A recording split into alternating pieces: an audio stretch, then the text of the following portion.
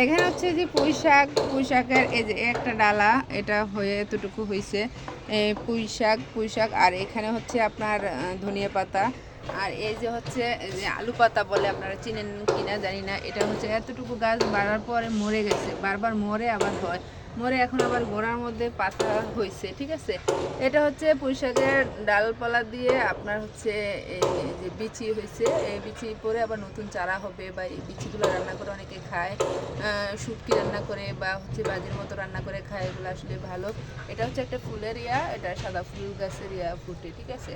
এই মেহেদির ডালা, ঠিক আছে। সব মিলিয়ে আমি আপনাদেরকে এটা বোঝাতে চাচ্ছি যে আমি 2-3 মাস কষ্ট করছি, মরে গেছে, হয় না, সব কিছু করছে, তো এখন আমি এগুলোর পিছনে শ্রম দিতে দিতে 8-9 মাসে এতটুকু হয়েছে। এখান থেকে আমি কি খেয়েছি জানেন? শুধু ধনিয়া পাতা।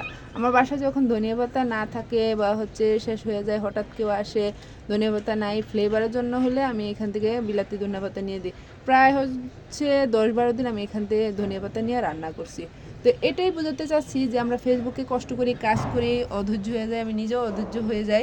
আসলে অধৈর্য হলে হবে না, আস্তে আস্তে আস্তে আস্তে ফেসবুক টিমের নজরে পড়বো, ফেসবুক মামার নজরে পড়বো, আইডি গ্লো হবে, ফেস গ্লো হবে, আস্তে আস্তে আমাদের কষ্ট সফল হবে, ঠিক আছে।